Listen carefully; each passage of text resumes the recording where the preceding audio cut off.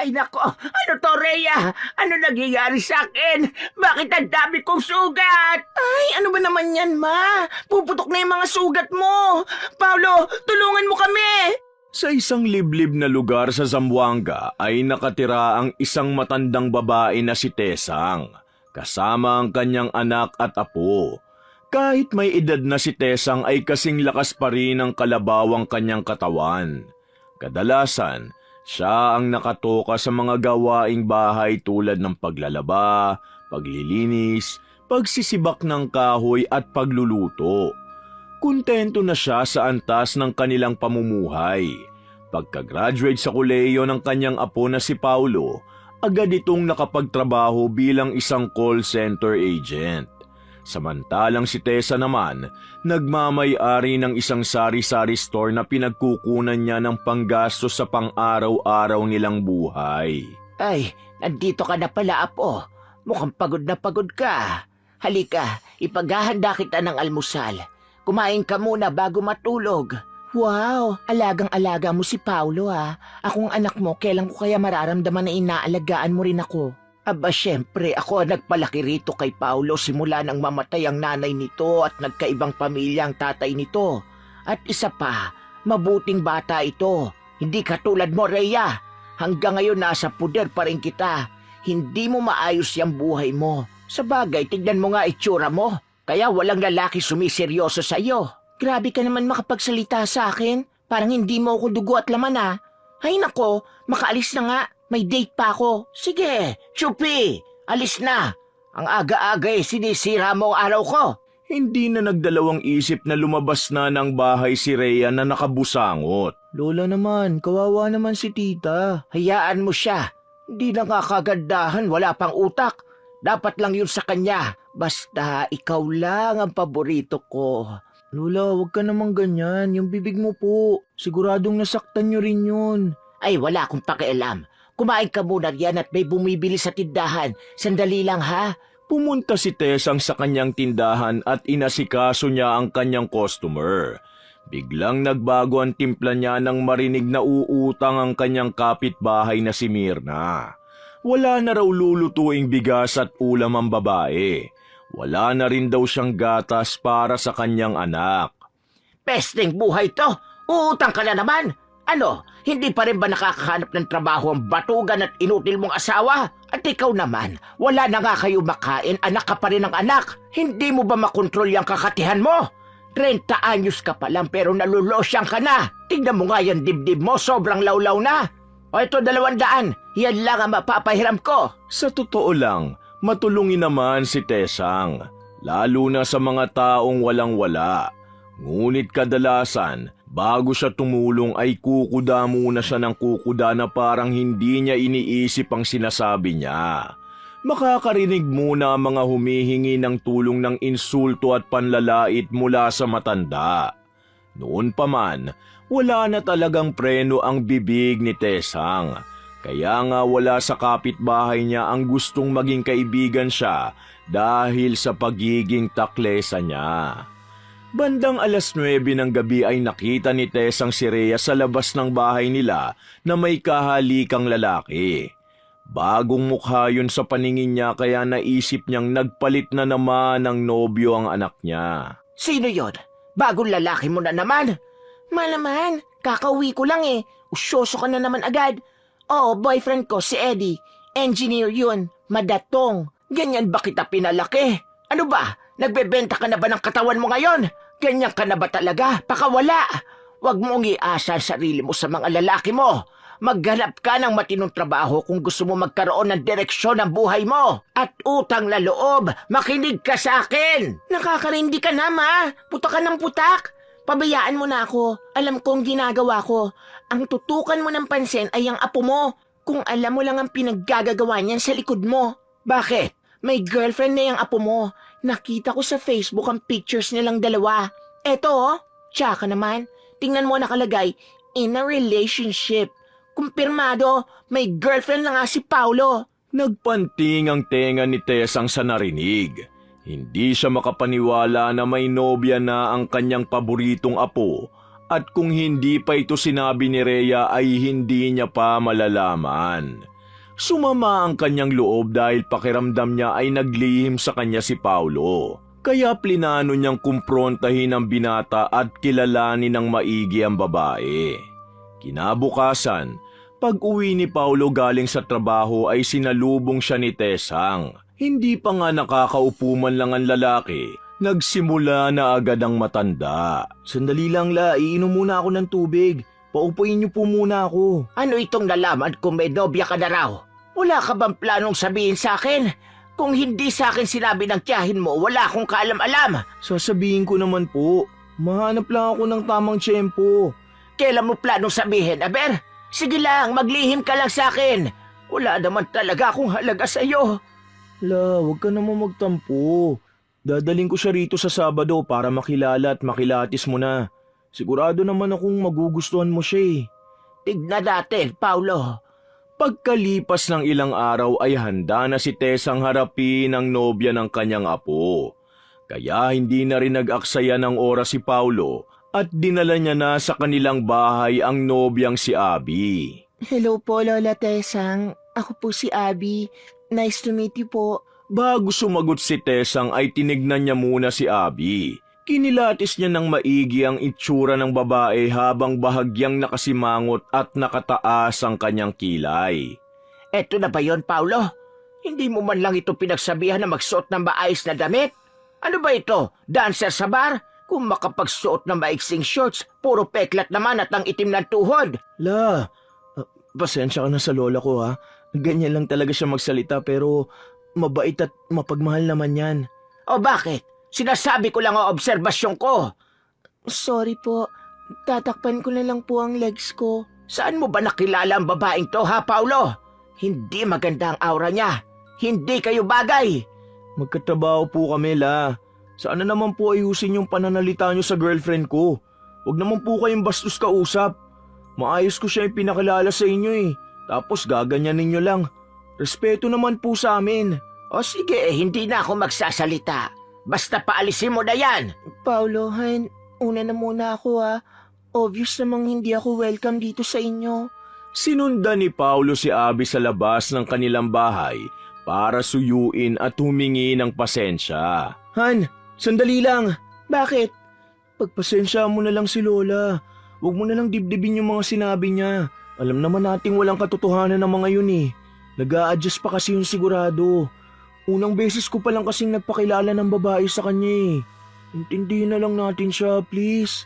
I love you. Hindi ako pinalaki na maayos ng mga magulang ko para lang ganyanin ako ng ibang tao. Hindi ako pinagsasalitaan ng ganyan ng parents ko. Naiintindihan kita, kaya nga sorry na eh. Ako nang hihingi ng kapatawaran para kay Lola. Please, huwag na natin gawing issue to. Alam mo naman kahit bago pa lang tayo eh, mahal na kita. Mahal din naman kita eh. Pero sana wag na maulit yung ginawa niya sa akin. Baka makalimutan kong matanda siya at patulan ko siya. Inabangan ni Tesang ang pagpasok sa bahay ng kanyang apo. Sa pagkakataong ito, kating-kati na siyang sabihin kay Paulo ang tingin niya kay Abby. Wala man lang bahid na pagsisisi sa mukha ng matanda dahil para sa kanya ay walang mali sa ginawa niya. Pinoprotektahan niya lang ang kanyang apo. Bakit niyo naman po binastos yung girlfriend ko, la? Paano pagkasal na kami? Aapi-apihin niyo lang si Abby? Kasal? Nahihibang ka na ba? Malandi ang nobya mo. Alam na alam ko na ang karakas na ganyang babae. Lolokohin at aabusuhin ka lang yan. Ayoko sa kanya. Huwag mo nang dadalin ulit yan dito. La, wag naman kayong ganyan. Bigyan niyo pa sana siya ng isa pang pagkakataon. Makikita niyo rin kung bakit ko siya minahal. Please naman, la. Hindi ko maipapangako magugustuhan ko yung babae yan. Hindi ko alam pero mukhang ginayuma ka niyan. Punggok na nga, sobrang taba pa. Walang kahubog-hubog ang katawan. Ano yan, gasol? Sumimangot si Paulo sa narinig mula kay Tesang. Ngunit wala naman siyang magawa dahil baka uminit palalo ang ulo ng matanda sa kanyang nobya at mas lalong hindi matanggap ang kanilang relasyon. Kaya kahit nasaktan si Paulo, Nanahimik na lamang siya at dumiretso ng pumasok sa trabaho. Kinabukasan, nakipagkita si Tesang sa kakilala niyang manggagamot na si Alab. Madalas siyang bumili ng mga halamang gamot sa lalaki na mabisa sa mga sakit tulad ng sipon, ubo at lagnat. Katas ng halamang gamot ang madalas niyang inumin dahil mura at abot kaya ng kanyang bulsa. Uy, Alab, mabuti at nandito ka pa. Paalis ka na raw sabi ng pamangkin mo. Mabuti na lang naabutan kita. Oho, Aling Tesang. Ano po palang atin? Bakit na parito kayo? Bakit pa ba? Malamang bibili ako ng gamot sa'yo. Ikaw talaga, gamitin mo naman ang utak mo. Di ka pa rin talaga nagbabago. Taklesa ka pa rin. Naku, mabuti na lang at mapagpasensya akong tao. Ano po bang gamot ng kailangan nyo? Meron ka ba diyang pangsakit sa dibdib? Madalas kasing sumikip ang dibdib ko nang dahil sa paglilihim ng apo ko sa akin. Sa iba ko pa nalaman na may nobya na pala siya. Mabuti sana kung maayos ang babaeng pinili niya. Mukhang ayaw nyo dun sa babae Sinabi mo pa, hindi ko itatanggi yan. Hindi sila bagay ng apo ko. Anghel ang apo ko. Yung babae naman, santa-santitang demonyita. Lolokohin niya lang ang apo ko. Baka naman inuusgahan nyo lang siya agad-agad. Isang tingin ko pa lang sa kanya, alam ko na agad na hindi siya makakabuti sa apo ko. Sisirain lang noon ang buhay niya, kaya mas mabuti na lang na maghiwalay na sila. Teka nga, bakit ka ba nakikiusyoso sa buhay namin? Akin na yung gamot na mabayaran ko na at makaalis na ako rito. Eto, mabisa yan sa sakit ng dibdib. Pero, Aling Tesang bawas-bawasan nyo na yung pagiging taklesa nyo. At baka yan ang magdala sa inyo sa kapamakan. Hindi lahat makakapagpasensya sa inyo. Yan lang po ang masasabi ko. Mag-ingat kayo. Ngumiti lang na parang nakakaloko ang matanda bago tuluyang lumabas ng bahay ni Alab. At saktong pagdating niya sa bahay, nakauwi na rin si Paulo. Binati niya ang kanyang apo at ipinagluto niya ito ng almusal na madalas niyang ginagawa. Ipinwesto niya sa harap ng apo ang niluto niyang sinangag, itlog at tusino. Umupo rin siya sa harap ng apo para pag-usapan ang nalalapit na kaarawan ni Paulo. Magbe-birthday ka na sa Makalawa, apo Anong gusto mong regalo? Isa lang po ang gusto ko, La. Ang makasama si Abby sa birthday ko. Pwede po ba yon? Dadaling ko ulit siya rito pero huwag niyo na po ulitin yung ginawa niyo sa kanya. Itrato niyo sana siya na maayos, na parang sariling apo niyo rin. Sige. Talaga, La? Promise hindi niyo na siya pagsasalitaan na masama? Hindi niyo na siya iinsultuhin? Hindi na kayo magiging taklesa? Tignan natin. Basta umayos din ang babaeng yan. Sa araw ng kaarawan ni Paulo ay naging abala si Tesang sa pagluluto ng mga paboritong pagkain ng kanyang apo at sa pag-aasikaso sa simple nilang selebrasyon. Marami-rami rin ang bisitang dumalo, mga kamag-anak, kaibigan at mga katrabaho ng kanyang apo. Kumain lang kayo riyan marami pa ron. Pero huwag kayong magsasyaron para sa apo ko yung mga pagkain. Napansin ni Tesang na tumaas ang kilay ng mga nakaririnig sa kanya, ngunit wala siyang pakialam. Para sa kanya, siya ang nagpagod at gumasto sa mga pagkain, kaya may karapatan siyang magdesisyon kung anong mangyayari sa mga natirang handa ng apo. Maya-maya pa'y dumating na rin si Abby. Nakasuot ito ng mahaba-haba na puting bestidang bulaklakin at purong itim na ang kulay ng buhok nito. May dala-dala rin itong lasagna para kay Paulo. Hi, happy birthday, Han. Lasagna para sa'yo pala. Thanks, son. Tara sa loob para makakain ka na. Sabay-sabay na tayo ni na Lola. Pagpasok nila ay nakita nilang inaasikaso ni Tesang ang mga bisita. Bumati naman agad si Abby sa matanda nang magkasalubong ang mga mata nila. Good evening po, Lola Tesang. May dala po akong lasagna para sa inyo. Ano? Lasagna po. Ay dako, hindi ko alam yan. Mukhang mas masarap pa ang mga hinanda kong putahe kesa riyan. Sa'yo na lang yan. Hindi po. Para kay Paulo po talaga ito. Paborito niya kasi ito Ilalagay ko na po sa kusina. Kuha lang din po kayo, La, kung gusto niyong matikman.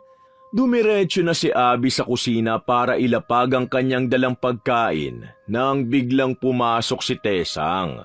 Halatang iritable na naman ang matandang babae, kaya sumunod dito sa kusina para sawayin si Abby. Hoy babae, pakialamera ka talaga eh. Sino nagsabi sa'yo na pwede mong pakialaman to kusina ko?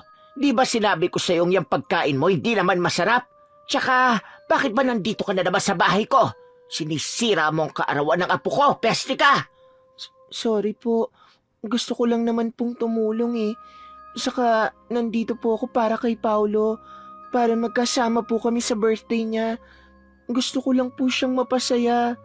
Lalagyan sana ni Abby ng dala niyang lasagna sa plato si Paulo, ngunit dumulas at nabitawan niya ito.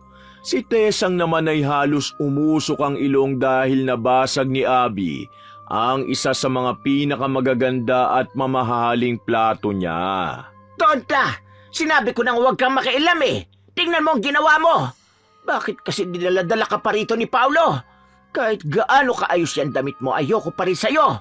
Kaya maghiwalay na kayo ng apo ko dahil wala kang lugar sa buhay namin! Ano na naman nangyayari rito? Birthday na birthday ko, inaaway mo na naman si Abby la. Ano ba kayo? Tignan mo ginawa ng tontang yan! Nagbasag dito sa kusina ko! Napakagarapal ng babae niyan! Han, gusto ko lang naman sanang tumulong. Kaso tong matandang to pinagbabawalan ako rito sa kusina nyo. Ayun! Di lumabas din ang totoong kulay mo. Santa-santita ka nga, bait-baitan. Wala kang respeto. Bumalik ka na kung saan mang impyerno ka galing at doon ka lang magasik ng lagim kasama ang mga demonyo mong magulang. Huwag maidadamay dito mga magulang ko. Baka makalimutan kung matanda ka. Sobra ka na. Nirespeto kita dahil lola ka ni Paulo kaso anong napala ko? Pangiinsulto at panglalait pati mga magulang ko dinamay mo. Ngayon Paulo, mamili ka. Ako ang matandang yan. Natigilan sandali si Paulo sa pagpapapili ni Abby.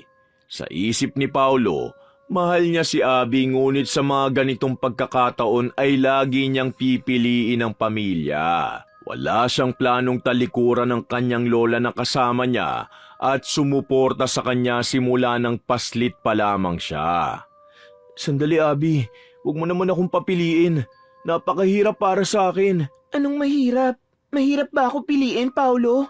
Saksi ka sa mga pinaggagawa sa akin ng lola mo. Kung ako sa'yo, apo, hiwalayan mo na ang babaeng yan. Ano na ang desisyon mo, Paulo? Dalian mo, naghihintay ako. Tumabi si Paulo kay Tesang at inakbayan ng matanda. Sorry, Abby.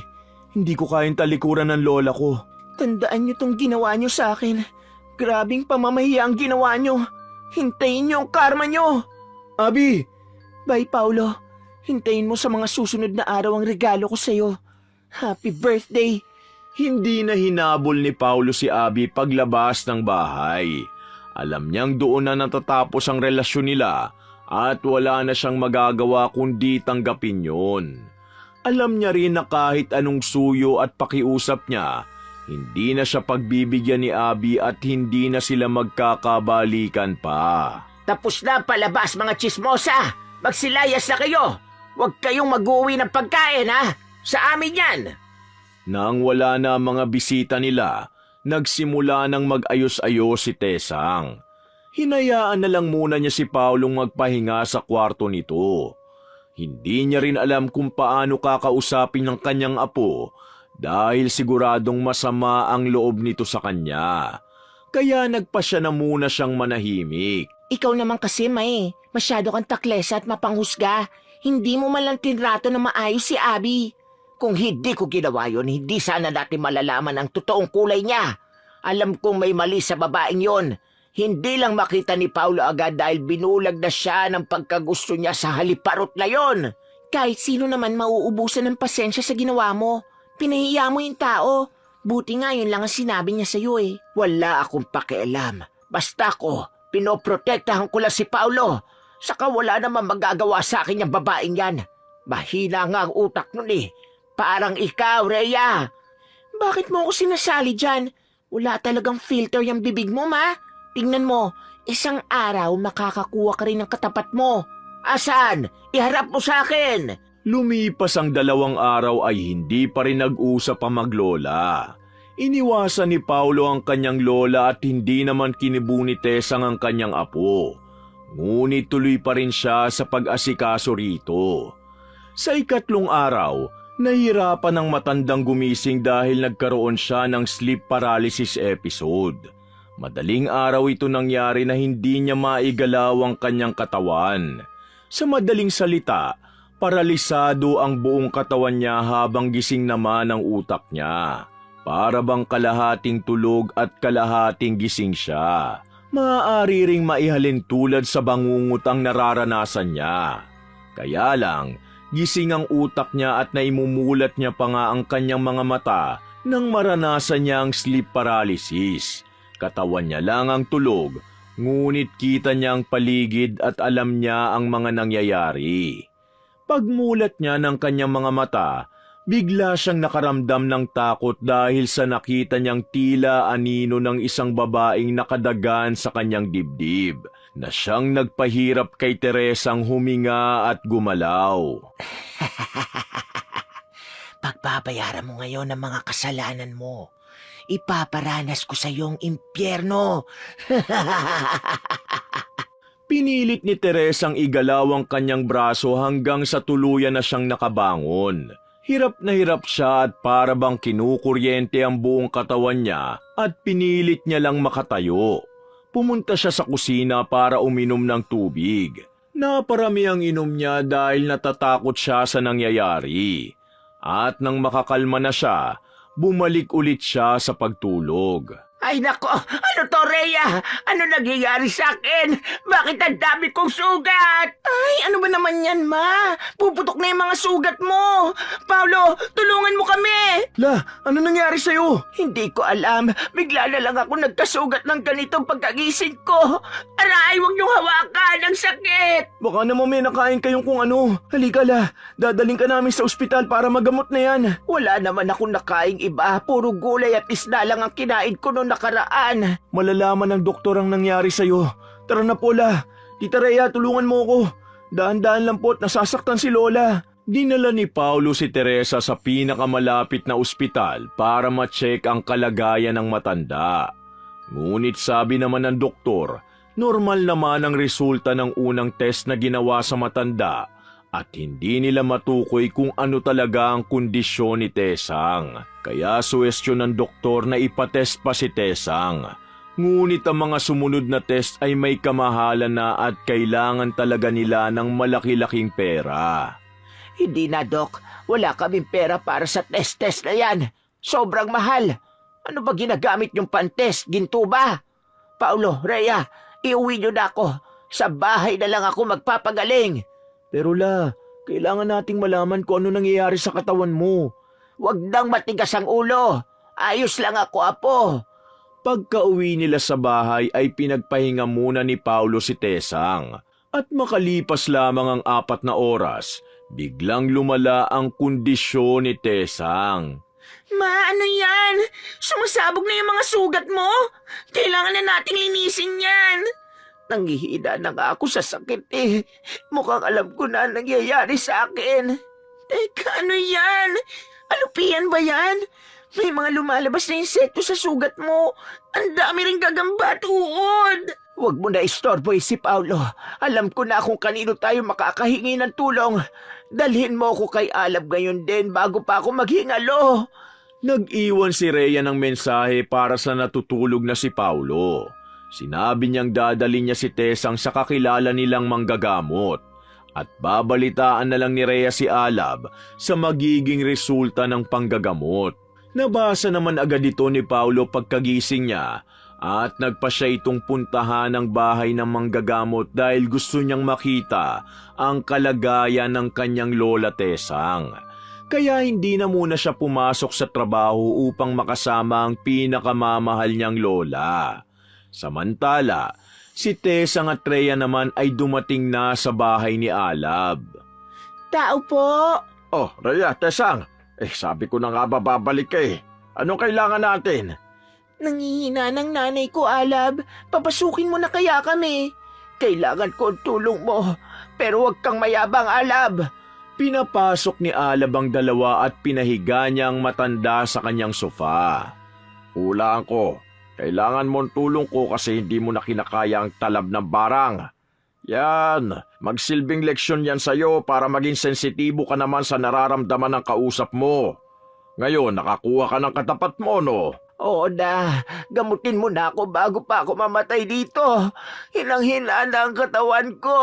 Hinanda na ni Alab ang mga gagamitin niya sa pagpapawala ng talab ng barang. Hindi ito ang unang beses na may kakalabanin siyang mambabarang. Ngunit naging maingat pa rin siya dahil alam niyang hindi biro ang lakas ng mga mambabarang. Ngunit sigurado siyang kayang-kaya niya kung sino man ang gumawa nito kay Tesang dahil sa malalim na aral niya.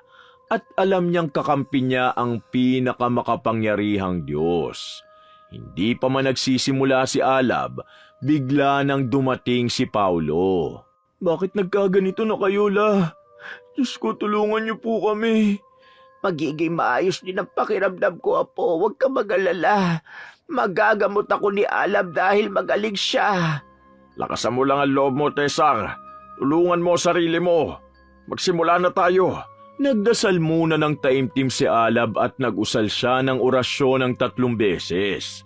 Pagkatapos ay may inilagay siyang maliit na sanga ng kahoy sa pagitan ng 2 daliri sa paa ni Tesang.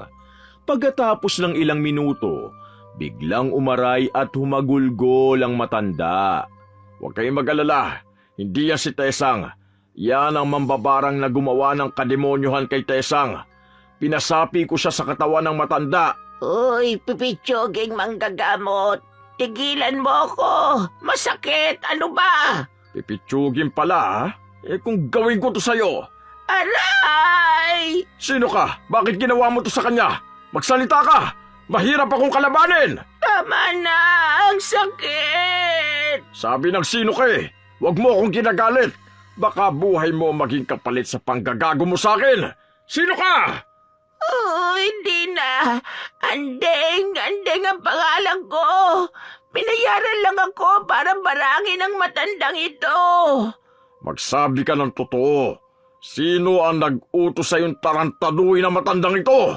Sumagot ka! Gumuhit sa ere ng espada ang manggagamot at itinutok ito sa katawan ni Tesang. Aray, wag naman. Hindi ako lalaban. Kung ayaw mo wakasan ko, miserable mong buhay, magsalita ka na at naiinip na ako! Ipinosisyon ni Alab ang kanyang makapangyarihan ngunit hindi nakikitang espada nang sapul na sapul ang dibdib ni Tesang. Nagmistulang itatarak niya na ang espada sa dibdib ni Tesang nang biglang magsalita si Andeng. Si Abi! Siyang nagutos sa akin! Siyang may pakana ng lahat ng ito! Oh, Abi raw. May kakilala ba kayong Abi? Meron, yung ex-girlfriend ko. Napanganga na lang si Paulo sa narinig. Hindi niya lubos akalain na kayang gawin ni Abi na ipabarang si Tesang. Kung tutuusin, niligtas siya ni Tesang sa babaeng yun. Dahil marami pa pala ang posibleng gawing masama ni Abi kung nagtagal pa ang relasyon nila ni Paulo. O sige, ngayon, gusto kong tanggalin mo ang mga insektong ito sa katawan ng matanda. Kasama na rin ang mga nilagay mo masasamang elemento sa katawan niya. Sige, iwagwag mo lahat kung ayaw mong mamatay. Sige, ito na. Huwag mo na ako saktan. Parang awa mo na. May natira pa, ubusin mo! Ayan na. Wala na. Uulitin mo pa to, ha? Hindi na. Hindi na. Siguraduhin mo lang, ha? Kung hindi, magkikita ulit tayo. At sa pagkakataong yun, papatayin na kitang pipitsuging mambabarang ka. Tandaan mo yan! Hala, sige, lumayas ka na! Makalipas lamang ang ilang minuto, nagising na si Tesang at paunti-unting naghihilom ang mga sugat niya. Bago sila magpasyang umuwi, may binigay muna si Alab kay Tesang na isang maliit na botelya na pangontra sa kulam at barang. O ayan na, Aling Tesang. Sana naman magbago ka na. Magsilbing leksyon ang barang na ito sa karanasan mo. O ito, Pangontra ito sa barang at kulam. Ibibigay ko na ito ng libre sa'yo. Ang yabang mo talaga. Pero salamat sa pagsalba sa buhay ko. Maaasahan ka talaga sa mga ganitong bagay. Magkano lahat? Ikaw na bahala kung magkano ang kaya nyo. O eto ang 4,000. Ayoko maging kuripot dahil ikaw ang dahilan kung bakit buhay pa ako ngayon. Aba, para nag-iba na ang ihip ng hangin ah. Sobra-sobra na ito sa totoo lang. Pero tatanggapin ko itong grasya ha. Kailangan na kailangan ko rin kasi talaga ng pera ngayon eh. Sige, salamat Aling Tesang. Mag-iingat kayo palagi. Palabas na sana ng bahay ni Alab sina Tesang nang hinabol ni Alab si Rhea. Sandali Rhea, naiwan mo yung payong mo. Salamat, Alab. Sandaling natigilan ng dalawa at nagkatinginan sila ng malalim. Nakaramdam agad ng kakaibang koneksyon sa isa't isa sina Alab at Rhea. Natunghayan naman ito ni Tesang at wala na siyang planong humadlang o makigulo kung sakaling magkagustuhan man ang anak niya at si Alab. Alam niyang mabuting lalaki si Alab at nagtiwala na lang siya sa kung anumang desisyon ng kanyang anak. Pagdating nila sa kanilang bahay, nagpahinga muna sila saglit. Maya-maya pa, naghanda na ng makakain si Tesang. Halina kayo at kumain na kayo rito. Sige po, ma. Papunta na po. Nang magkakaharap na sila sa pagkainan, biglang nagsalita si Tesang. Paulo, Rhea, malaki ang naging kasalanan ko sa inyo. Pasensya na kayo sa akin. Kaya ako ganito dahil sa pagpapalaki sa akin ng mga magulang ko. Kinalakhan ko rin ang mga masasakit na salita na naging dahilan kung bakit ako matapang ngayon. Akala ko pwede ko rin gamitin ang parehong estilo sa henerasyon nyo ngayon. Alam ko naman, ma, takles at prangka ka. Pero ramdam ko ang pagmamahal mo sa amin kahit hindi mo sinasabi. Minsan lang kailangan ko ring marinig na mahal mo ko. Kasi anak mo ko eh. Rhea, anak, patawarin mo ko. Walang katotohanan ng mga masasakit na salitang sinabi ko sa iyo. Lagi mong iisipin na matalino, madiskarte at higit sa lahat ay maganda ka. Kung magugustuhan mo si Alab ay susuportahan ko kayong dalawa. Sundin mo ang puso mo. Nandito lang ako at handang gumabay sa iyo hanggang sa pagtanda mo. Sige na nga, mahal kita. Salamat, ma. Mahal din kita. Kay Paulo ba wala kang sasabihin? Sorry rin, apo ha. Alam mo namang mahal na mahal kita at gagawin kong lahat maprotektahan ka lang. Una pa lang ay mabigat na loob ko kay Abby dahil alam kong may mali talaga sa kanya. Pasensya ka na kung nagkahiwalay kayo ng dahil sa akin. Pero kailangan mo makita ang totoong kulay niya. Alam mo, pinakamaayos lang na buhay ang pangarap ko para sa iyo. Pangako, sa susunod na may ipapakilala ka sa aking babae, aayusin ko na ang pananalita ko at pakikiharapan ko na ng maayos. Magiging prangka ako pero magpapakita na ako ng respeto sa susunod mong nobya, lalong-lalo na sa iyo. Mahal kita, apo ko. Pasensya na rin po kayo, La. Hindi ko agad nakita ang totoong kulay ni Abby. Napahamak patuloy kayo. Promise, La. Sa susunod na may makilala akong babae, dadaling ko agad dito sa atin para makilala at makilatis nyo agad. Pero nangako ka po ha, pakikiharapan mo na ng maayos. Oo, pangako. Mahal ko kayong dalawa. Hala sige, kain na at lumalamig na ang pagkain. Pagkalipas ng ilang buwan, nanumbalik ang dating lakas ni Tesang.